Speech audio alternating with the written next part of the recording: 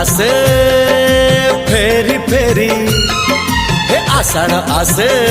हे फेरी फेरी साधब आसुचिल सिंदूर बोईत धरी चोरी चोरी चोरी चोरी चोरी चोरी चोरी चोरी चोरी चोरी चोरी चोरी चोरी चोरी चोरी